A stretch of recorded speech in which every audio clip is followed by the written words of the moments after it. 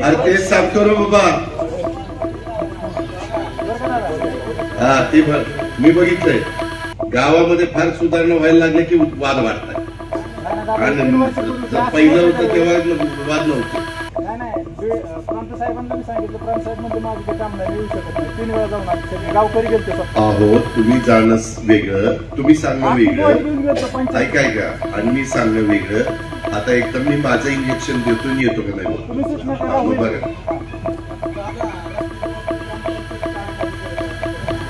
तेच सांगतोय ना, ग्रामपंचायतला कुणी निवडून दिलं? अजित पवारांनी दिलं. शिक्के बोट बोट भांडायला ती आला होता, मला तुम्ही दिलं, मी आलो होतो ह्यातला निवडून द्यायला. तुम्ही बॉडी निवडून देणार, तुम्हाला अधिकार दिलाय बाबासाहेब आंबेडकरांनी. मग तुम्हाला जे योग्य काम करतात त्याची भट्टा द्यावा. ते घरकुल झाल्यावर त्याच्यावरच सोलर प्लांट आणि त्याच्या घराला लागणारी वीज तिथंच तयार होणार. त्याला विजेचाही खर्च आम्हाला द्यायचा नाही. अशा पद्धतीची योजना आहे. मुख्यमंत्री शाश्वत समृद्ध पंचायत राज अभियान राज्यात राबवण्यात येत आहे. त्यात भाग घेणाऱ्यांना अत्युत्कृष्ट ग्रामपंचायतीचा तालुका पातळीवरचा पुरस्कार देण्याचा प्रस्तावित आहे. आता जवळपास व्हिडिओ मध्ये आम्ही कार्यक्रम केला, त्याच्यामध्ये सगळ्या 40,000 गावांच्या मध्ये जे काही बक्षिसं दिली, जिल्ह्याला दिलंय, तालुक्याला दिलंय, गावांना दिली, ती किती 240 कोटीची आता मध्ये केली. जवळपास 250 कोटीची बक्षीस आहे. त्यामध्ये पहिलं बक्षीस तर मला वाटतं पहिलं गाव येणार 5 कोटी का काहीतरी, 5 कोटी, 5 कोटीचं बक्षीस आहे. हा राज्य पातळीच.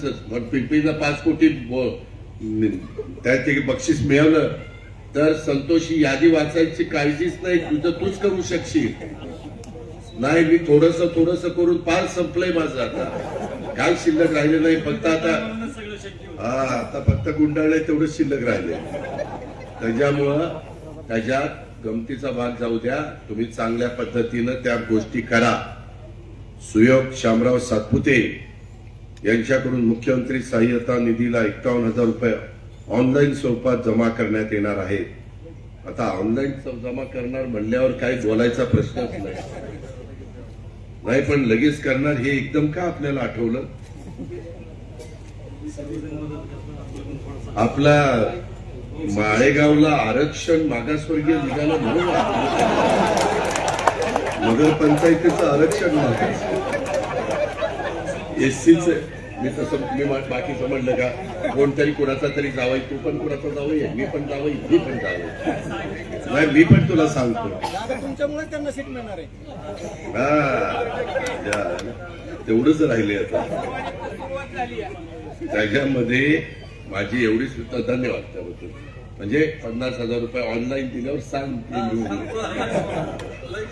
त्याच्यामध्ये माझी त्यालाही मनापासून धन्यवाद. आपली माणसं दानशूर आहेत, शेजार धर्म पाळतात. अशा प्रकारे गारपीट, अशा प्रकारे माझा अवकाळी पाऊस किंवा कधी दुष्काळ, कधी अतिवृष्टी, कुठलाही प्रसंग आला तर जनता मदत करत असते, सरळ हाताने मदत करत असते. परवाच आम्ही पुणे जिल्हा मध्यवर्ती सहकारी बँक तुमची आहे, त्याच्याकडनं 1,26,00,000 रुपये मुख्यमंत्री सहायता निधीला दिले. 1 कोटी बँकेकडनं दिले, 26 लाख रुपये त्यांनी 1 दिवसाचा पगार दिला. राज्यातल्या तमाम कर्मचारी अधिकाऱ्यांनी 1 दिवसाचा पगार दिला. तो काही 100 कोटी रुपये त्या ठिकाणी रक्कम आलेली आहे. त्याच्यामध्ये इतर पण लोक करतायत. परवा एमएससी बँक, जे आमच्यावर आरोप करतात एमएससी बँकेत असं झालं, त्या एमएससी बँकेने 10 कोटी रुपयाचा चेक दिला आणि दरवर्षी एमएससी बँकेला 600-650 कोटी रुपयाचा नफा आहे. पण बदनामी करायची म्हणलं तर काही पण करत बसतात. ठीक आहे, तो त्यांचा अधिकार आहे. पण मित्रांनो, एकंदरीत ह्या सगळ्या कामामध्ये आतमध्ये मी व्हिडिओ खूप काही सूचना केलेल्या आहेत. त्या सूचनांचं पालन तुम्ही करा आणि त्या नीटपणे मला करून द्या. त्याच्यामध्ये आता सगळीकडे दिवाळीचा सण चालू झालेला आहे. यंदाची दिवाळी आपल्या सगळ्यांना तुमच्या जीवनामध्ये सुख, समृद्धी, समाधान, आनंद आणि उत्तम आरोग्य घेऊन येऊ अशा प्रकारच्या शुभेच्छा देतो. दिवाळीतील दिव्यांची रोषणाईनं अंधकार दूर होऊन सर्वांचं जीवन प्रकाशमान हो अशाही प्रकारच्या शुभेच्छा देतो. दिवाळी साजरी करत असताना कृपा करून समाजातला गरीब, वंचित, दुर्बल बांधवांना आनंदात सहभागी करून घेण्याची आपली परंपरा आहे, ती यंदाही कायम ठेवा. पर्यावरण पूरक पद्धतीने दिवाळी साजरी करा, अशा प्रकारचं आवाहन मी माझ्या पिंपरी लिमटेकरांना करतो. आणि आजचा दिवस समस्त पिंपरीकरांच्या, लिमटेकरांच्या दृष्टीनं एक ऐतिहासिक आनंदाचा आणि अभिमानाचा आहे. कारण खूप चांगली वास्तू आपण तिथं उभी केली. मला सरपंच, उपसरपंच, ग्रामसेवक आमची पंच कमिटीला सांगायचंय, तुमच्या हातनं आता इतक्या सुविधा दिल्यावर काम पण तसं झालं पाहिजे. त्याच्यामध्ये छोट्या मोठ्या गोष्टीत राजकारण येता कामा नये. रस्ता अडवण्याची कोण चूक करत असेल तर त्याला पण तिथं मदत केली पाहिजे. रस्ते अडवलेले आहेत गावातले, बरेच रस्ते अडवलेत, कामं झाली नाहीत 2-3 वर्ष झालं. तर मीच येतो टिकावून करूनच देत नाहीत बीडीओ साहेब. अरे माझं काम आहे पैसे द्यायचं. गावातल्या वडीलधाऱ्यांनी बसून वाद मिटवला पाहिजे, त्याच्यामध्ये लक्ष दिलं पाहिजे. नाही मिटलं तर या जवळमुळे त्या प्रांताला घेऊन या, त्या तहसीलदारला घेऊन जावा, त्या बीडीओला घेऊन जावा, त्या PI PSI किंवा त्या DYSP ला घेऊन जावा. माझा नावाचा वापर करा. कोण वाढमोठेपणाचं वागत असेल, पत्र देऊन झालेत सगळी, पण काय कोणच ही करत नाही, दखल घेत. अरे तेच सांगतोय, ती यादव सांगतोय, याला पगार देऊन ठेवलाय यादव. अरे तेच सांगतो रे बाबा. हा ते मी बघितलंय, गावामध्ये फार सुधारणा व्हायला लागले की वाद वाढतात. आणि पहिलं होतं तेव्हा वाद नव्हते. नाही प्रांत साहेबांना मी सांगितलं, प्रांत साहेब म्हणले माझं ते काम नाही, मी येऊ शकत नाही. 3 वेळा जाऊन आले, सगळे गावकरी गेलते स्वतः. अहो तुम्ही जाणं वेगळं, तुम्ही सांगणं वेगळं, ऐकाय का, आणि मी सांगणं वेगळं. आता एकदम मी माझं इंजेक्शन देतो येतो का नाही तुम्ही सूचना करा. बरं मग तेच सांगतोय ना. ग्रामपंचायतला कुणी निवडून दिलं? अजित पवारांनी दिलं. शिक्के बोट भांडायला ती आला होता, मला तुम्ही दिलं, मी आलो होतो ह्यात निवडून द्यायला. तुम्ही बॉडी निवडून देणार, तुम्हाला अधिकार दिलाय बाबासाहेब आंबेडकरांनी. मग तुम्हाला जे योग्य काम करतं त्याची बट्ट दावा. विरोधक दादाची अंग्रेजी काम चालू आहे. पायकाने हान माझ्या. मी कधी तसं वागत नाही. मी माझ्या विरोधकांची पण कामं करतो. तुम्ही कुठेही माझ्या विरोधकांना जाऊन विचारा, सतीश काकड्यांना विचारा, ते पण म्हणतील अजित पवार काम करतो. मी कामाचा माणूस आहे, बिनकामाचा नाहीये. शब्दाचा पक्का आहे, अख्खा महाराष्ट्र. आणि हे पैसे देतो ते आम्हीच लोक देतो. आमचं एवढं म्हणणं आहे, आता गावागावातले वाद, किरकोळ वाद हे खरं तर सगळ्यांनी एकत्र बसून मिटवले पाहिजे. त्यांनी तिथं कुठं 2 पावलं पुढं मागं सरकलं पाहिजे. कुणाचं चुकत असेल तर वडीलकीच्या नात्याने वडीलधाऱ्यांनी सांगितलं पाहिजे, नाही बाबा तुझं चुकतंय, ही सांगतोय ही बरोबर आहे. आता मला पण हजारो लोक भेटायला येतात, मी कधी कधी काहींना सांगतो हे तुझं चुकीचं आहे, हे मी तुझं ऐकणार नाही. असं जरा वागा ना. हा सांगा. तेच मी सांगतोय, ते मात्र खरंय. गेल्या 5 वर्षामध्ये मी इतका मोठ्या प्रमाणावर बारामतीला आणि महाराष्ट्राला निधी देण्याचा प्रयत्न केलेला आहे की आपल्या इथं साधारण ह्या 5 वर्षामध्ये एकूण निधी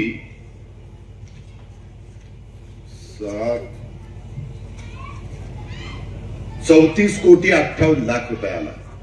34 कोटी. आणि त्याची यादी पण माझ्याकडे, मला व्हिडिओनी दिली.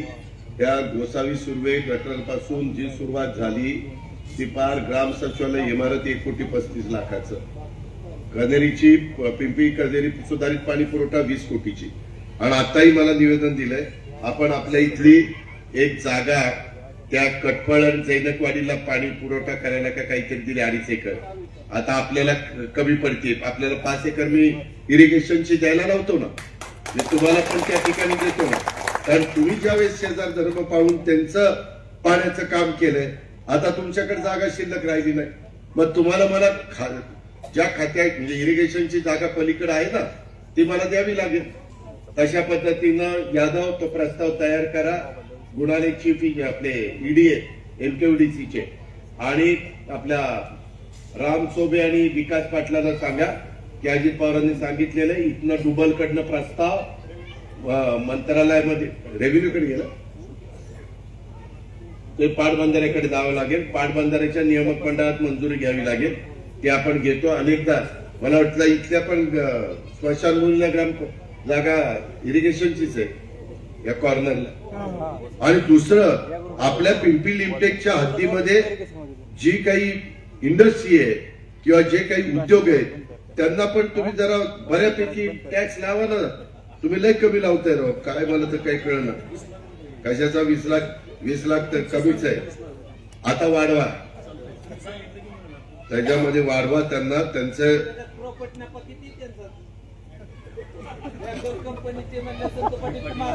याला CA करून टाकूया किंवा ऑडिटर करून टाकू. कर ऑडिट, पहिलं माझं सुरू करा. ऐकना जरा, त्या सगळ्यांचे वाढवा. आणि तुम्ही दुसऱ्याला स्वतःच देता सोडून स्वतःच ठेवतोय झाकून दुसऱ्याच. तेव्हा का युनायटेड स्पिरिट्सला 20 लाख रुपये. आता मी विचारणार आहे त्यांचं किती आहे काय. आता ते आमची पण एक डिस्टरी सुरू झाली तर इथं वापरत नाहीत दादा ते. मॅकॉल कंपनीला गाडी मागितली दिली नाही. Suggestion for action. तर ते 20 लाख रुपये मी साधारण बघतो त्यांचा व्यवहार किती आहे. नक्की आपल्याला 20 लाखाच्या पेक्षा जास्त येतील. बारामती अॅग्रो तर 3.5 लाखच देते. काय नियम आहे तुझा घबरे काही सांगतोय का. ते पण इन्कम टॅक्स भरतात. त्यांना म्हणावं की आता इतकं त्या काळ वेगळा होता, आता जरा द्या ना. त्याच्यामध्ये विनंती करा त्यांना. म्हणा अजित पवारांनी आव्हान केले आपल्याला द्यावं. ते आता असतं तर मी सांगितलं असतं बापू तुम्ही तेवढा माझा निरोप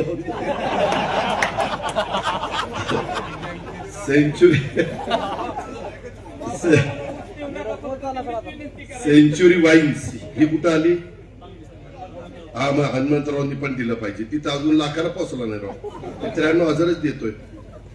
ते पीएमडी डेअरी ते पण लाखाला पोहोचले नाही. सिद्धार्थ स्टार्च हे जरा वाढवा राव. काय चाललं रे तुझं.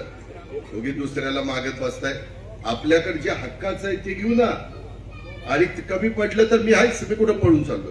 त्याच्यामध्ये इतर ते मदत करताय. सिद्धार्थासनी 3 लाख रुपयाची आम्हाला मदत केली आता रंगरंगोटीच्या कामामध्ये. पीएमडी डेअरीने आता आपण गाडीची 3.5 लाख रुपयाची मदत केली.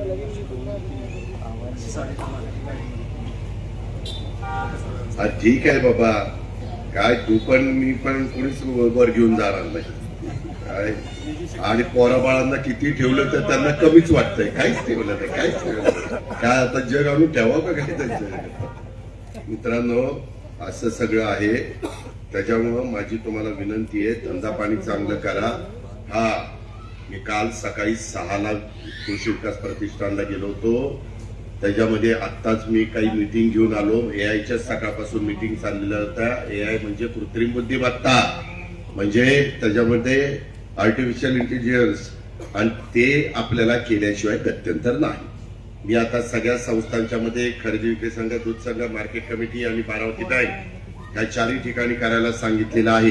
मी त्या कंपनीला सांगितलं ट्रायल म्हणून तुम्ही माझ्या संस्था करून दाखवा, माझं उत्पन्न वाढून दाखवा, मग नंतर मी राज्यामध्ये आव्हान करीन. त्याच्यावर आपला काही पैसा तिथं जात नाही, काळजी करू नका. आणि त्याच्यातनं रिझल्ट चांगले येत आहे. गणेश पण जवळपास 62 एकर ऊस मी आणि माझ्या नातेवाईकांचा ठिबकवर केलेला आहे. 7 का 8 एकर आता केळी पण ठिबक आपल्या एआयवरचा वापर करतोय. आणि त्याच्यातून माझ्या माहितीप्रमाणे ते म्हणले दादा 60-70 टन तुमचा ऊस निघत होता, मी 100 टन ऊसाची गॅरंटी देतो. त्याच्यामुळे एवढा टन ऊस वाढणार आहे. बापू तुम्ही परवा मिटिंगला VSIला आलेला होता, त्यामध्ये माझ्या माहितीप्रमाणे 9,250 रुपये अनुदान मिळणार होतं, बरोबर ना. 9,250 शेतकऱ्यांनी द्यायचं होतं, परंतु आता शेतकऱ्यांचं ते आम्ही काढून टाकलंय. आता 18,250 रुपये VSI तिथं भरणार आहे. त्याच्यानंतर मला वाटतं 6,750 साखर कारखाना भरणार आहे आणि ते AI चा वापर करा. तुमच्या इथला शेतकरी फार बहादर आहे. द्राक्षाच्या बागा इथल्या उत्तम आहेत, बोरीच्या तर त्याच्यापेक्षा उत्तम आहे. बागा काढल्या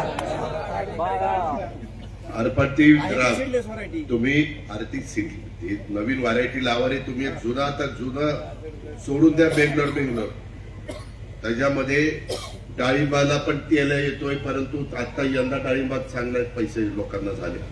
त्यामध्ये या AI चा वापर करा. त्याच्यामध्ये त्यांनी काल तर मला दाखवलं, त्यांनी मका टोकलेली. ती मका आपण मका 20 क्विंटल एकरी काढतो, ते 70 क्विंटल एकरी मका निघेल अशी परिस्थिती. 70. तशाच पद्धतीने बाकीच्या पिकांचं आहे. ते आता इतक्या जवळ आहे, जरा इकडे तिकडे चकाट्या पेटवायला जाण्यापेक्षा तिथं जावा, कुठं कृषी विज्ञान केंद्रावर, आणि तिथं बघा. तिथं काही दाखवत नाही, तिथं दिसते राहणार. काल मी तिथं 5-6 व्हरायटीचा खोडवा बघितला. इतका सुंदर खोडवा आहे. अंदाज आहे कदाचित 100 टन खोडवा त्या ठिकाणी निघेल. खोडवा म्हणजे अडसाली तर ते 125च्या पुढं 130 पर्यंत जातील.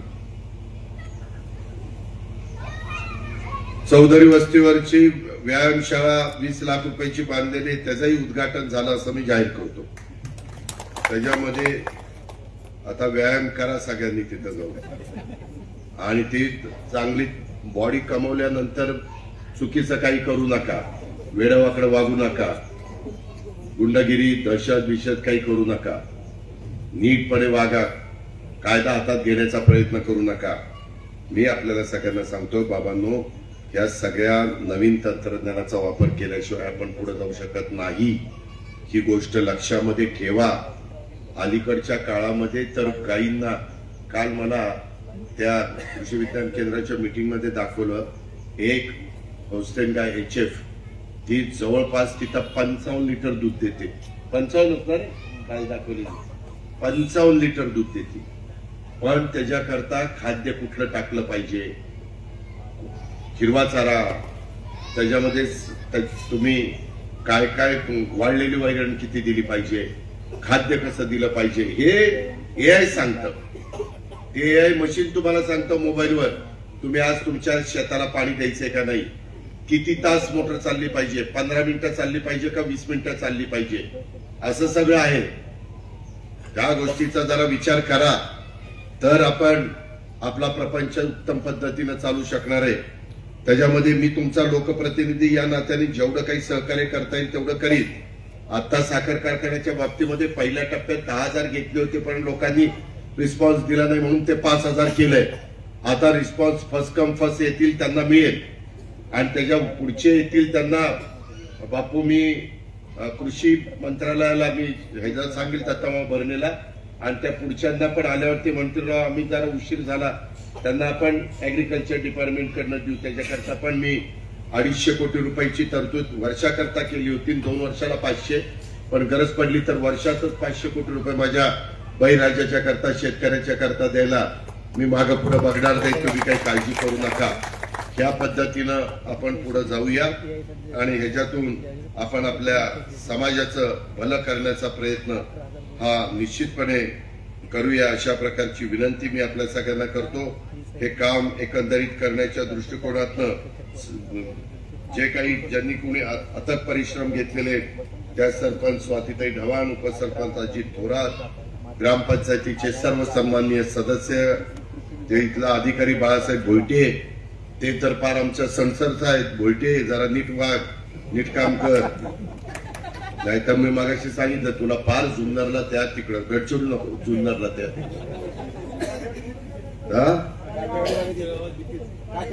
शबास टू वन आहे काय, लयच भारी काम दिसतंय.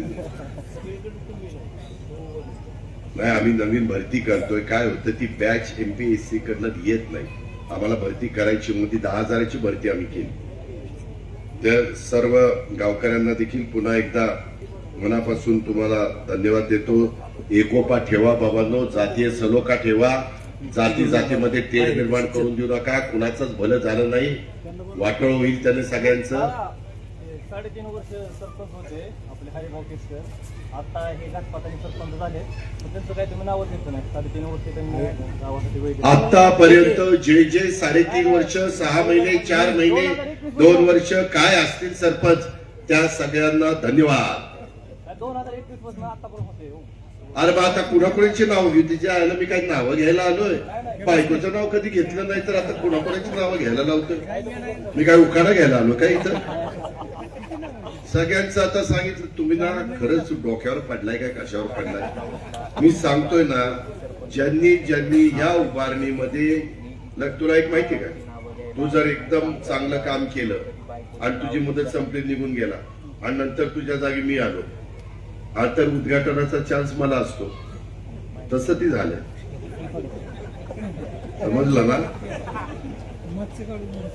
त्याच्यामध्ये आता बापू आलेत कारखान्यामध्ये. आता ही मागची आहे, काटे बिटे गेली सगळी तिकडे. काय काय दिवा लावलाय कोणाला माहिती. पण ते प्रशांत कुठे आज दिसत नाही, राहुलजी आहे. तर त्याच्यामध्ये प्रत्येकाचा काळ असतो. बनसोडे त्यांनी पण चांगलं काम केलं, त्याबद्दल ताई तुम्हालाही धन्यवाद. त्या संदर्भात कुटुंब, अच्छा, मंगलताई केसकर. तर आता मलाही जायचंय, बरंच बोललोय, नाहीतर न बोलताच जाणार होतो. आपण शेवटी एक परिवार म्हणून एकमेकाला आधार देत आलेलो आहे. तुम्ही सगळी मला साथ देताय, आणि जेवढं काही बारामतीचं, जिल्ह्याचं, राज्याचं भलं करता येईल, जेवढा काही निधी आणता येईल तेवढा आणण्याचा प्रयत्न करतोय. इथं खूप गोष्टी तुम्हाला आता बारामतीमध्ये गेल्यावर काही फरक जाणवते का नाही? काय बारामती बरी वाटते का नाही? जाताना रोड बीड बरे झालेत का नाही? डिवायडर वगैरे झाले का नाही? काय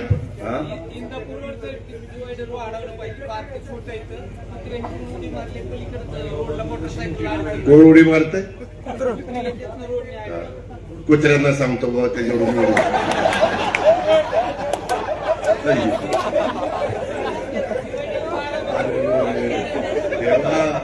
त्यांना बारामतीला माझ्याशिवाय कोणी नाही, मला बारामतीशिवाय तिकडं त्याला जरा बाकीच्या 2-4 तालुक्यात फिरवारे काय चाललंय ते बघा. कुठे काय करू?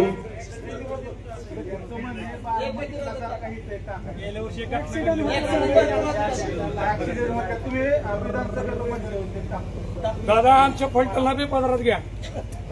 पदर फाटायला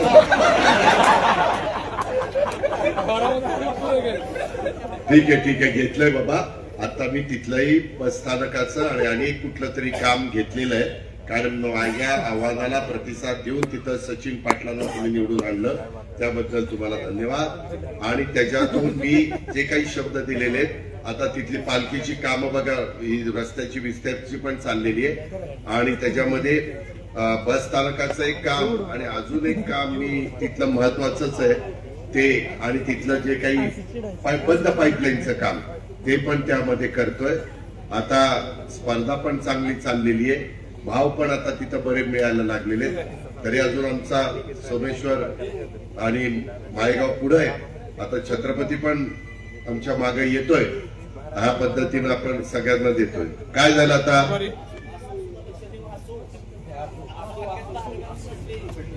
आसूचं काय करू? हा, धन्यवाद. आसूकडे पण लक्ष देतो, काय काळजी करू नका, सगळीकडे लक्ष ठेवतो. मला फक्त सोडू दाखव. तर मित्रांनो, आपल्या सगळ्यांना मनापासून धन्यवाद देतो. इथल्या वाटचालीच्या करता शुभेच्छा देतो आणि थांबतो. जय हिंद, जय महाराष्ट्र.